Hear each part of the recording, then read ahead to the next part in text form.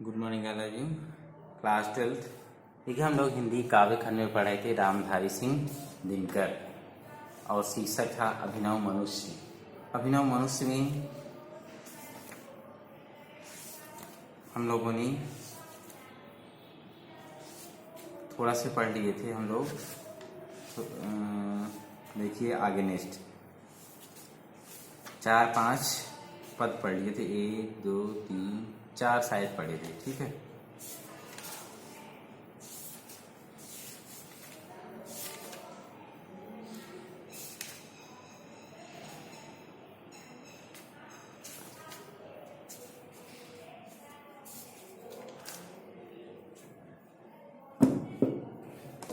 हम्म 4 हो गए थे। ठीक, उसके आगे देखिए हम लोग पढ़ रहे थे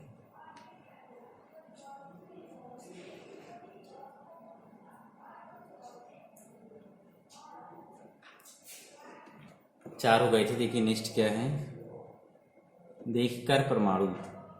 जिस यहाँ से पढ़ना है, जिसका गगन में जा रहा है यान, कांपते जिसके करों को देखकर परमाणु। देखिए सब लोग यहाँ से 1 2 3 4 हो गए। यहाँ से देखिए, जिसका गगनयान में जा रहा यान। रामधारी सिंह दिनकर जी क्या बता रहे थे? कहते आधुनिक मनुष्य की विशाल मुट्ठी में क्या बता रहे थे? आधुनिक मनुष्य की विशाल मुट्ठी में सभी वायुयान विचरण करते हैं। नहीं, आधुनिक मनुष्य की मुट्ठी में आज सभी यान हैं, ऐसे यान हैं जो वायुयान में भी यानी वायु में विचरण कर सकते हैं। अर्थात कह सकते हैं कि वह पक्षी की तरह आकाश में आज स्वच्छंद विचरण कर सकता है। अतः कह सकते हैं कि आज मनुष्य ने इतना विकास कर लिया है कि वह पक्षियों की तरह स्वच्छंद आकाश में विचरण कर सकता है। वह आज इतना शक्ति संपन्न हो गया है, उसके हाथों को देखकर परमाणु परम शक्तिशाली परमाणु भी थर कांपने लगता है। कह रहे कि मनुष्य आज इतना शक्ति संपन्न हो गया है कि उसके हाथों को देखकर परम शक्तिशाली परमाणु भी भय से थर थर कांपने लगता है। देखिए आगे, खोल कर अपना हृदय गिरी सिंधु भू आकाश, है सुना जिसको चुके गृहतम इतिहास। गृहतम माने सर्वाधिक गोपनीय। दुर्जेय मतलब जिसे जीतना कठिन हो। दुर्जेय माने जिसको जीतना कठिन हो। नव माने नवीन।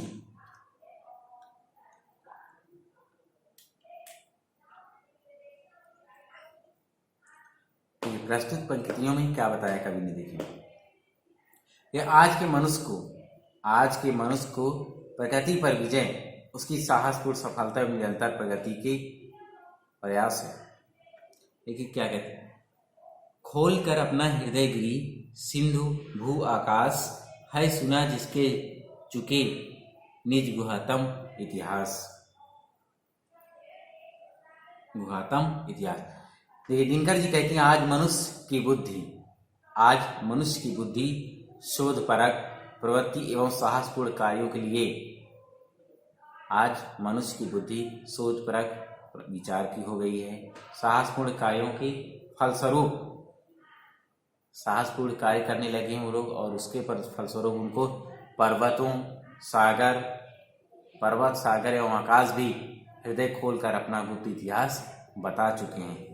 कह रहे हैं कि आज जानते हैं आप लोग, मनुष्य की बुद्धि इतनी तेज हो गई है आज के युग में, इतना उन्होंने शोध करने लगे हैं, इतना साहसपूर्ण कार्य करने लगे हैं कि चाहे वो पर्वत हो, चाहे सागर हो, चाहे आकाश हो, सब ने अपना इतिहास बता दिया है ना। हर पर्वतों के बारे में पता चल जाता है कि यह पर्वत कब का है, कब का नहीं, इसमें कौन कौन सी चीज़ें हैं, कौन कौन से तत्व विद्यमान हैं, कौन कौन से खनिज पदार्थ हैं, ये सब पता चल चुका है।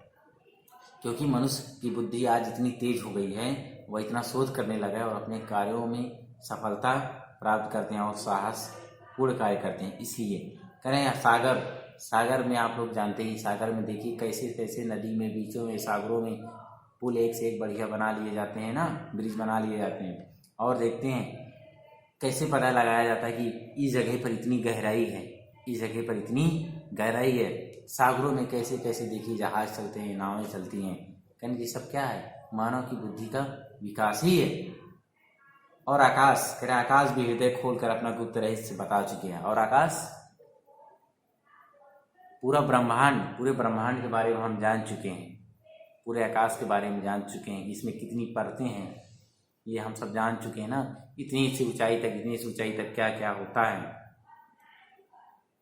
ये सब हम लोग जानते हैं, वैज्ञानिकों ने पता लगा लिया है। देखिए कहने का मतलब, अब देखिए आगे क्या है, खुल गए पर्दे रहा अब क्या, खुल गए पर्दे रहा अब क्या यहाँ अगेन, खुल गए पर्दे अब क्या रहा यहाँ अगेन, किंतु नर को चाहिए नित्य विघ्न कुछ दुर्जे, किंतु नर को चाहिए नित्य विघ्न कुछ दुर्जे। दुर्जे मतलब देखिए आगे, दुर्जय माने अभी बताया था ना, जिसे जीतना कठिन हो। नव्य माने नया। खुल गए पर्दे गए, यानी इतिहास के सारे पर्दे खुल चुके हैं। अब प्रकृति की समस्त रहस्यों से पर्दा हट चुका है।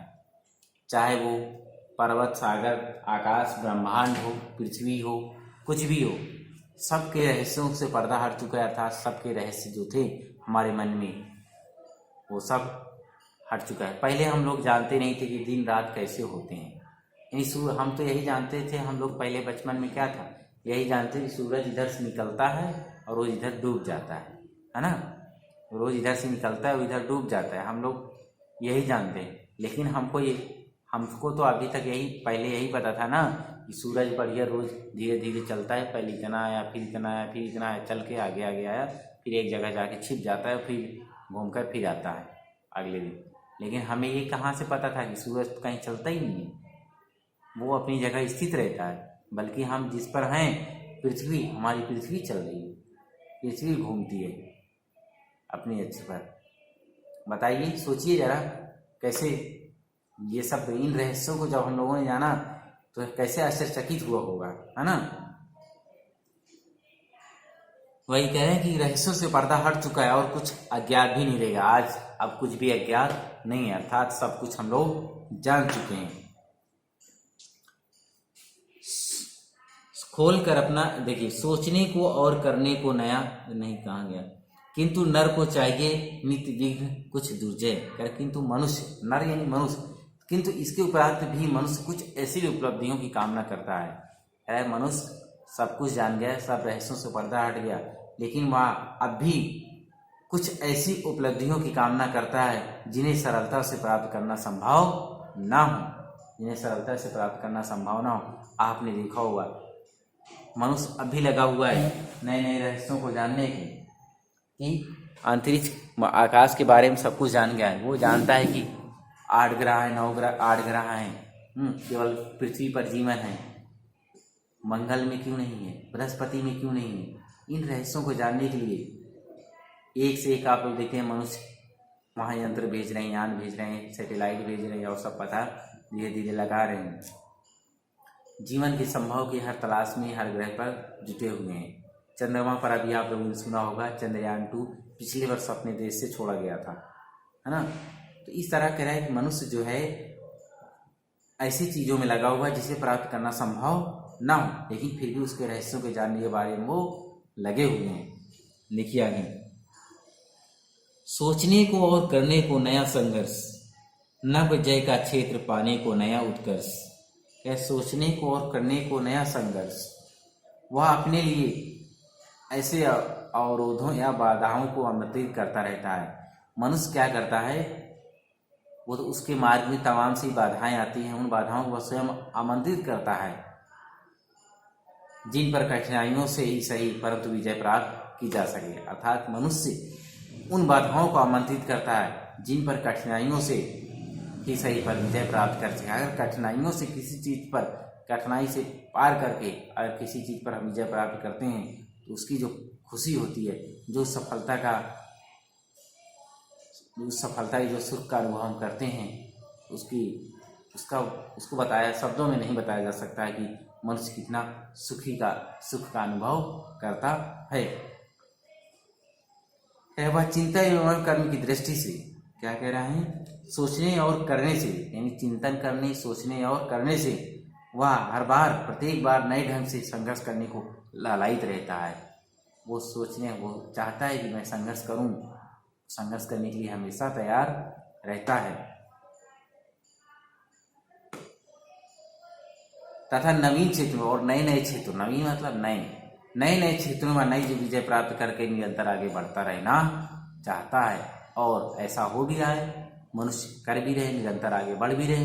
देख रहे हैं आप लोग नए क्षेत्रों में, है ना। देखिए आगे क्या है,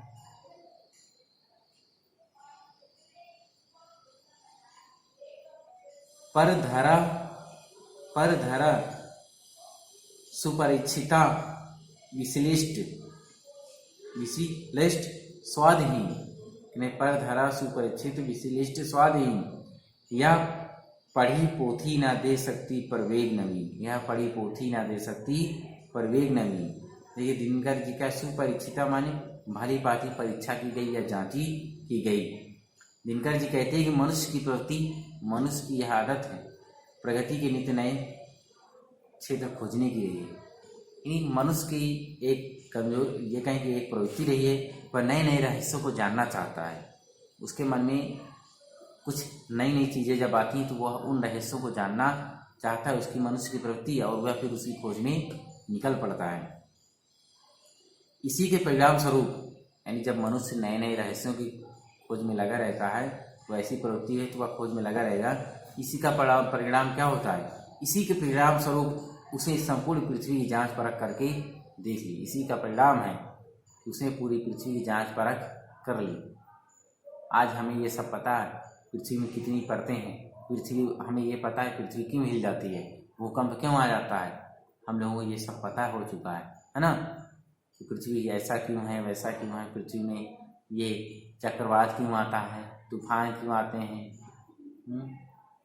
और भूकंप कैसे आते हैं, ये सब क्या है, ये सब हम लोग अच्छी तरह से जान चुके हैं। क्या प्रकृति पृथ्वी का ऐसा कोई रहस्य नहीं बचा जिसको हम लोगों ने ना खोजा हो, मनुष्यों ने ना खोजा हो, ना जाना हो। क्या संपूर्ण पृथ्वी की जांच परख करके देख लीजिए, संपूर्ण पृथ्वी की जांच परख करके देख ली, उसका विश्लेषण कर लिया अर्थात अच्छे से परख लिया है। अतः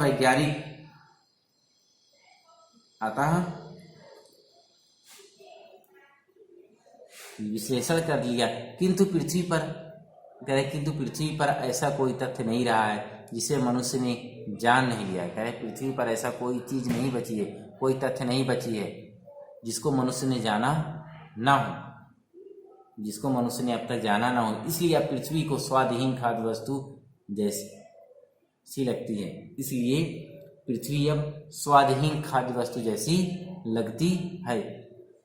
मतलब एक ऐसी पृथ्वी लग रही जैसे कोई वस्तु आपको खाने वाली वस्तु है और आपका उसमें कोई पेट भरा हुआ है पहले से, तो आपको कोई भी चाहे जितनी अच्छी से अच्छी वस्तु दे देंगे, आपको उस वस्तु में कोई स्वाद नज़र नहीं आएगा। वैसे ही पृथ्वी में हो गया है, पृथ्वी के सारी रहस्यों को अब जान लिया गया है, तो ये पृथ्वी अब क्या लग रही है, स्वादहीन लग रही है। कहीं देखिए आगे, एक लघु हस्तामलक यह भूमि मंडल गोल, एक लघु हस्तमलक यह भूमि मंडल गोल, मानवों ने पढ़ लिए सब पृष्ठ जिसके खोल, मानवों ने पढ़ लिए सब पृष्ठ जिसके खोल। कहने का मतलब यह है कि मनुष्य ने पृथ्वी के सभी रहस्य जान लिए हैं, मनुष्य ने पृथ्वी के सभी रहस्य जान लिए। अतः वैज्ञानिक प्रगति की दृष्टि से, वैज्ञानिक प्रगति की दृष्टि से देखा जाए तो पृथ्वी में अब कोई आकर्षण नहीं बचा है, कहीं पृथ्वी में अब कुछ नहीं बचा है, क्योंकि पृथ्वी के सारे रहस्यों को वैज्ञानिकों ने जान लिया है। इसलिए कह रहे हैं कि वैज्ञानिक दृष्टि से पृथ्वी के अंदर कुछ बचा नहीं, पृथ्वी के बारे में जानने के लिए, खोजने के लिए अब कुछ बचा नहीं है, अर्थात सारे रहस्य जान लिए गए हैं। उसने इस पृथ्वी के रहस्यों को संबंधित जानकारियां उसी प्रकार प्राप्त कर ली हैं। मनुष्यों ने, वैज्ञानिकों ने पृथ्वी की जानकारियां उस प्रकार प्राप्त कर ली हैं जिस प्रकार पुस्तक पढ़कर, जिस प्रकार की एक किताब पढ़कर, एक चैप्टर पढ़कर हम उसका ज्ञान आसानी से प्राप्त कर लेते हैं। जिस प्रकार पुस्तक पढ़कर, एक किताब पढ़कर उसका ज्ञान हम आसानी से समझ जाते हैं, जान लेते हैं, उसी प्रकार पृथ्वी के को हमने पढ़ लिया, अच्छे से जान लिया है, अर्थात इसके अंदर जितना भी ज्ञान था उसको हम लोगों ने ग्रहण कर लिया है, वैज्ञानिकों ने प्राप्त कर लिया। पृथ्वी पर क्योंकि कुछ भी अजेय नहीं रहा, पृथ्वी पर कुछ भी अब अजेय नहीं रहनी, सब पर विजय हो गई है। अतः नवीन वैज्ञानिक प्रगति हेतु, अतः नवीन यानी नए वैज्ञानिक प्रगति हेतु शोध के संदर्भ में कोई क्षेत्र नहीं बचा है। अब नई जगह ऐसी नहीं बची है जहाँ पर पृथ्वी में कहीं पर कोई शोध किया जाए, खोज के अनुसंधान किया जा सके, क्योंकि सब जगह रहस्य जाल नहीं है सब जगहों पर। इसलिए अब क्या करने लगा है मनुष्य, अब मनुष्य की पृथ्वी की जानकारी ऐसी सुलभ हो गई है जैसे वह हथेली पर रखा गोल मटोल छोटा सा आंवला। पृथ्वी की सारी जानकारियां ऐसे मनुष्य ने हासिल कर ली है जैसे पृथ्वी पर, अरे वो हाथ में रखा हुआ एक क्या हो, गोल मटोल आंवला। आंवला जानते हैं ना, आंवला खाने वाला जिसका मुरब्बा बनता है, आंवले का मुरब्बा, वही कह रहे हैं कि ऐसी पृथ्वी लग गई जैसे उसमें मनुष्य ने अपने हथेली पर रख लिया हो और गोल मटोल एक आंवले के समान जो दिखाई देती है। आप देखते हैं ग्लोब, देखते हैं ना, हर जगह हर टेबल पे ग्लोब दिखाई देता है ना। क्या है, पृथ्वी के रहस्य को मनुष्य ने जान लिया तभी तो है ऐसा, हम लोगों ने जाना पृथ्वी गोल है। अर्थात निष्कर्ष यह है कि मनुष्य ने पूर्व पृथ्वी रूपी पुस्तक का, अभी जैसे बताएं, मनुष्य ने पृथ्वी रूपी किताब का एक पृष्ठ पढ़ लिया है, अर्थात एक पेज को ऐसे इतने अच्छे से पढ़ लिया है और उसको अकंठा यानी उसको बढ़िया अच्छे से याद कर लिया है। यानी ये कहें कि जिस प्रकार हम लोग एक चैप्टर को पढ़ लेते हैं और पूरा चैप्टर का ज्ञान हमें प्राप्त हो जाता है, उसी प्रकार हम पृथ्वी के पूरे पृष्ठ को हम लोगों ने अच्छे से पढ़ लिया है, जान लिया है और उसका ज्ञान प्राप्त कर लिया है। इसलिए पृथ्वी में अब कुछ रहस्य नहीं बचा है। देखिए आगे अगला है, किंतु क्या दिया है, किंतु नर प्रज्ञा सदा गतिशालिनी उद्दाम ले नहीं सकती कहीं एक एक पल विश्राम, किंतु नर प्रज्ञा सदा गतिशालिनी उद्दाम ले नहीं सकती कहीं एक एक पल विश्राम। यह परीक्षित भूमि, यह पोथी कठिन प्राचीन, सोचने को दे उसे अब बात कौन नवीन, सोचने को अब दे उसे बात नवीन। देखिए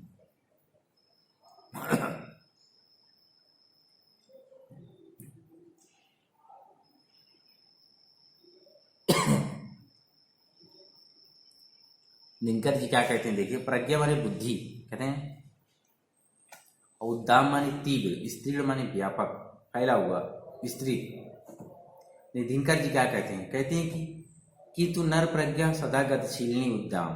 दिनकर जी कहते हैं मानव की बुद्धि सदैव तीव्र गति से चलती है, मानव की बुद्धि सदैव तीव्र गति से चलती रहती है,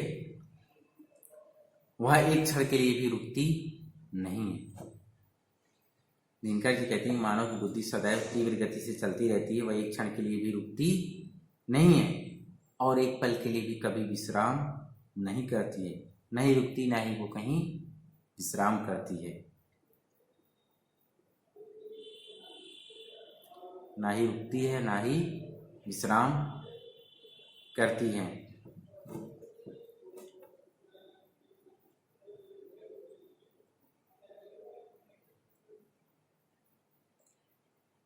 देखिए आगे, यह परीक्षित भूमि यह पोथी पठित प्राचीन, यह परीक्षित भूमि पोथी पठित प्राचीन, सोचने को दे उसे अब कौन नवीन।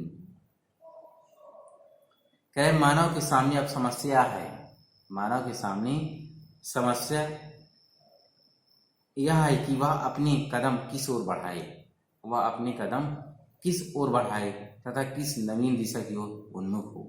वह अपने कदम किस ओर बढ़ाए और किस नवीन दिशा की ओर उन्मुख हो। मानव ने धरती की पुस्तक को भली भांति पढ़ लिया है, मानव ने धरती रूपी पुस्तक को भली भांति अच्छे प्रकार से उसको पढ़ लिया है, और अब यह उसके लिए पुरानी पड़ गई, और अब यह उसके लिए पुरानी पड़ गई है। अर्थात मनुष्य ने पुस्तक पृथ्वी रूपी किताब को अच्छे से पढ़ लिया, अब यह उसके लिए क्या हो गई, पुरानी हो गई है। अब उसके चिंतन के लिए कोई भी नई बात शेष नहीं रह गई है, अब उसके चिंतन के लिए कोई भी बात शेष नहीं रह गई है।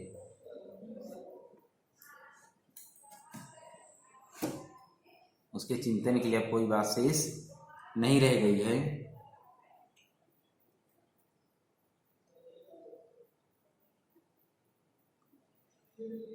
यह लघुग्रह भूमि मंडल वेम यह संकीर्ण, चाहिए नर को नया कुछ और जग विस्तीर्ण। यह लघुग्रह भूमि मंडल वेम यह संकीर्ण, चाहिए नर को नया कुछ और विस्तीर्ण। क्या कह रहे हैं, यह संपूर्ण भूमंडल उसके लिए एक छोटा सा ग्रह बन गया है। पृथ्वी को उन्होंने इतनी अच्छी प्रकार से जान लिया है कि यह संपूर्ण भूमंडल उसके लिए एक छोटा सा ग्रह बन गया है। यह विस्तृत आकाश अब उसके लिए सिकुड़ गया है, यह फैला हुआ आकाश अब उसके लिए एकदम सिकुड़ गया है, छोटा हो गया है। क्यों? क्योंकि उसके बारे में सब कुछ जान लिया है, अर्थात सीमित हो गया, सिकुड़ गया नहीं, सीमित हो गया। अब तो मानव अपने लिए कोई नया क्षेत्र चाहता है, अब तो मानव अपने लिए कोई नया क्षेत्र चाहता है। वह चाहता है कि उसे कोई नया और व्यापक संसार प्राप्त हो, वह चाहता है कि उसे कोई नया और व्यापक संसार प्राप्त हो। इस प्रकार मानव नए और विस्तृत संसार को खोजने के लिए प्रयत्नशील है। इस प्रकार मानव नए और विस्तृत या ये कहें कि फैले हुए संसार को खोजने के लिए सतत प्रयत्नशील, यानी लगातार प्रयत्नशील है और प्रयास कर रहा है। देखिए आगे,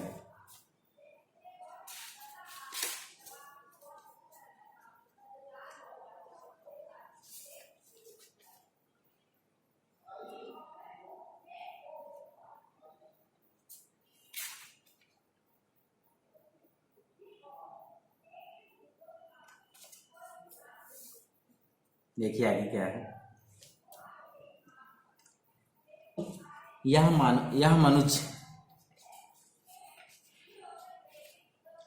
मनुज ब्रह्मांड का सबसे सुरम्य प्रकाश। यह मनुज, दिनकर जी कहते हैं कि यह सत्य है, मानव इस सृष्टि की, इस संसार में सबसे अधिक सुंदर रचना है। मानव इस सृष्टि की सबसे अधिक सुंदर रचना है, अथवा वह ज्ञान का अनुपम भंडार है। कुछ छिपा सकते ना जिससे भूमि यह आकाश, यह मनुष्य जिसकी शिखा उद्दाम कर रहे हैं, जिसको बराबर भक्ति युक्त प्रणाम। दिनकर जी क्या कहते हैं? कहते हैं मनुष्य यानी मानव इस सृष्टि की सबसे सुंदर रचना है, अथवा वह ज्ञान का अनुपम भंडार है। वह ज्ञान का अनुपम भंडार है, वह विज्ञान से पूर्णतः परिचित हो चुका है, वह विज्ञान से पूरी तरह से परिचित हो चुका है। आकाश से पाताल तक जाने योग्य कोई रहस्य नहीं बचा है। आकाश से पाताल तक जानने योग्य कोई रहस्य नहीं बचा है जिसे वह जानता ना हो, या जिसका उसे ज्ञान ना हो, या जिसका उसने कभी ज्ञान ना कर लिया हो। किंतु न तो यह मानव को वास्तविक परिचय और न इससे उसकी महत्ता है।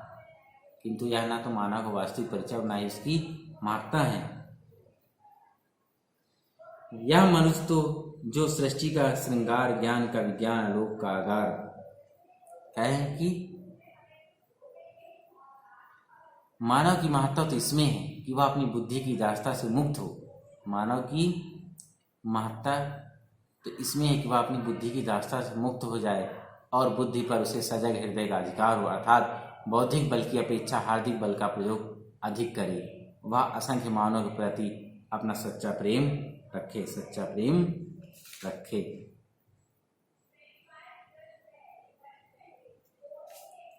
श्रेय उसका बुद्धि का चैतन्य पर की उर की जीत, श्रेय मानव की असीति मानव से प्रीत।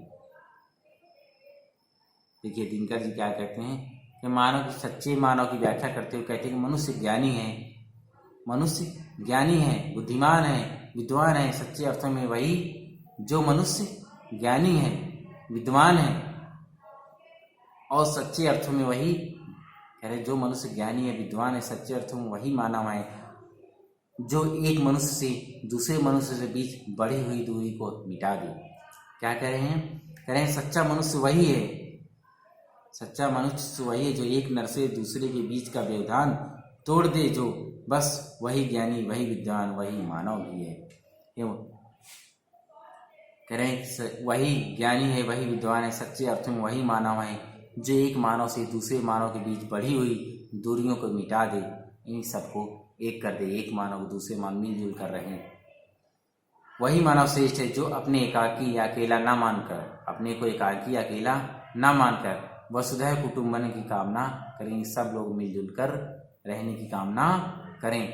यही सच्चा मानव का धर्म है, यही सच्चा मानव की मानवता है,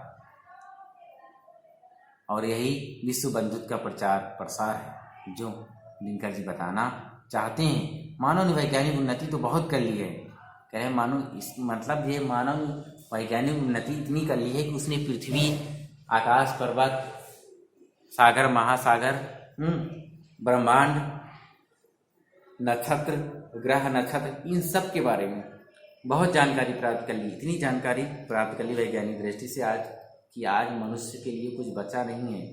क्या खोजें क्या ना खोजें, नए नए रहस्यों को जानने के लिए मनुष्य आगे बढ़ रहा है, प्रयत्नशील। यानी वैज्ञानिक दृष्टि से देखा जाए तो मनुष्य ने बहुत प्रगति कर ली है, परंतु उसमें यानी हम मनुष्यों में पारस्परिक प्रेम भाव जो है, यानी आपस में जो मेल जोल का जो भाव है, प्रेम भाव है, वह जितना वैज्ञानिक दृष्टिकोण से मनुष्य आगे बढ़ता जा रहा है, पारस्परिक प्रेम भाव उतना ही पीछे होता जा रहा है, घटता चला जा रहा है। यानी हम मनुष्य एक दूसरे से दूर होता चला जा रहा है, उनका प्रेम भाव घटता जा रहा है, सब दूर हो रहे हैं, अलग अलग रह रहे हैं। वही कह रहे हैं मनुष्य के अंदर प्रेम भाव होना चाहिए। जो मनुष्य एक दूसरे मनुष्य के बीच की बढ़ी हुई दूरी को मिटा दे, वही सच्चा मनुष्य है, वही श्रेष्ठ मनुष्य है, वही विद्वान मनुष्य, वही बुद्धिमान मनुष्य है। ठीक,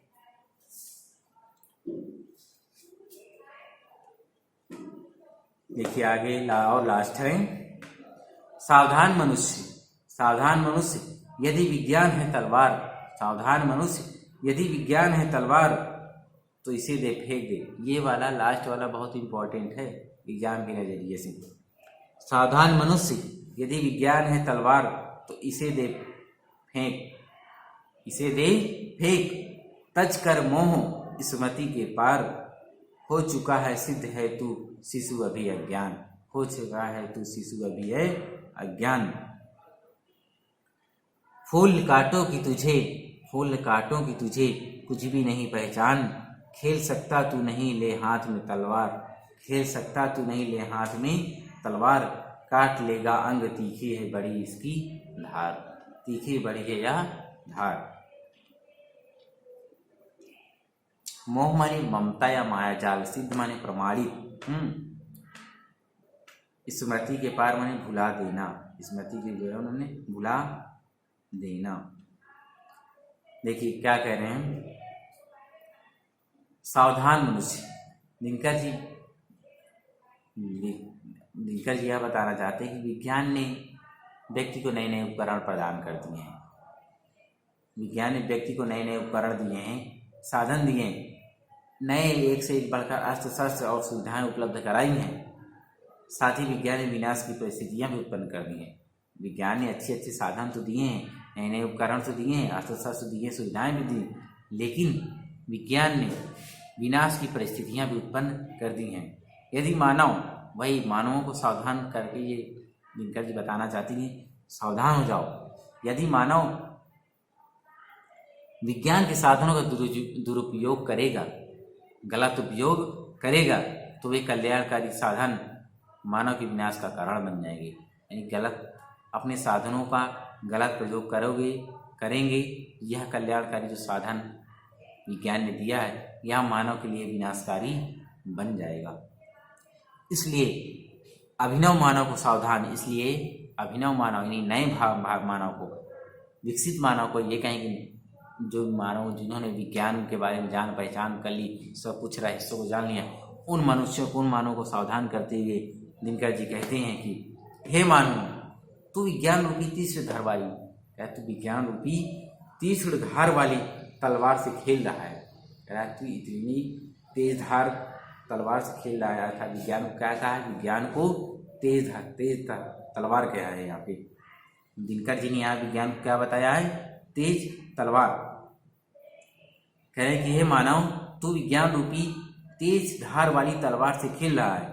इस विज्ञान रूपी तलवार का मोह त्याग दे। इस विज्ञान रूपी तलवार का मोह त्याग कर तू इसे अपनी स्मृति से भी फेंक दे, यानी अपनी याददाश्त, अपनी यादों में भी मत बसा, अपने दिमाग से इसको एकदम से निकाल दे, अर्थात इसे अपने से इतना दूर फेंक दे, अपने से इसको इतना दूर कर दे कि इसकी यादें विशेष न रह जाए, इसकी यादें विशेष न रह जाएं और तुझे कभी इसकी याद ना आए, क्योंकि यह किसी भी समय के लिए तेरे हिंसक अर्थात तेरे विनाश का कारण बन सकती है। तेरे लिए हिंसक हो सकती है, तेरे विनाश का कारण बन सकती है। दिनकर जी कहते हैं, देखिए आगे कह रहे, फूल काटोगी तुझे भी नहीं पहचान, खेल सकता है तू नहीं हाथ में तलवार, काट लेगा अंग तीखी है बड़ी रस।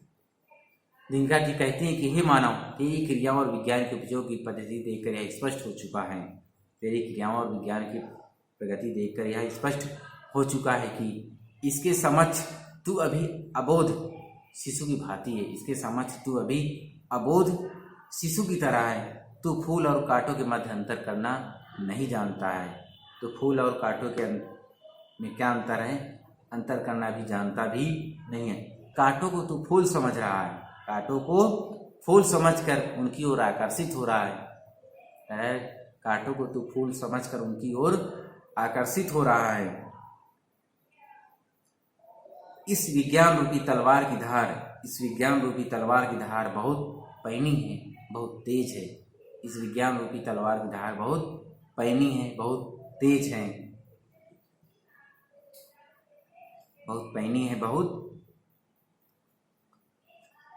तेज है। इसलिए अज्ञानी होने के कारण तू विज्ञान की इस तलवार को हाथ में लेकर खेलने में सक्षम नहीं, अर्थात इस विज्ञान रूपी तलवार का त्याग कर दे। तू इस विज्ञान रूपी तलवार को अपने हाथ में लेकर खेलने के योग्य नहीं है, क्योंकि तू अभी सच से अज्ञान है, अर्थात सच का तुझे जानकारी नहीं है। सच क्या है, झूठ क्या है। तेरी तनिक भी असावधानी से इससे तेरे ही अंग कट सकते हैं। तेरी तनिक भी असावधानी, अगर तू तनिक भी असावधानी हुई, दुर्घटना हुई, सावधानी हटी, दुर्घटना हटी, थोड़ी सी भी असावधानी से इससे तेरे ही अंग कट सकते हैं। इसलिए तू विज्ञान रूपी तलवार का त्याग कर दे, या तुम्हारे लिए विध्वंसक हो सकता है, विनाशकारी हो सकता है। विज्ञान का प्रयोग हमेशा विवेकपूर्ण होना चाहिए। ऐसा होना चाहिए बुद्धि के साथ, मानव कल्याण के लिए विज्ञान का प्रयोग होना चाहिए, मानव विनाश के लिए नहीं। ठीक, ये था आपका अभिनव मनुष्य, बहुत अच्छा चैप्टर रहा। ठीक, तो इसमें आप लोगों को होमवर्क तो पता ही है, रामधारी सिंह दिनकर जी का होमवर्क में आपको जीवन परिचय, साहित्यिक परिचय, रचनाएं, भाषा एवं शैली, इसके अलावा अभिनव मनुष्य का ये जो देखिए दिया हुआ है ना अभिनव मनुष्य का, ये 2 दिए हुए हैं।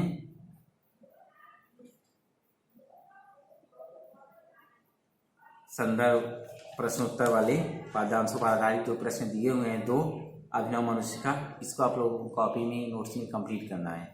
ठीक, तो यहाँ तक आप लोग कंप्लीट करिए, फिर अगला chapter next time. Okay bye.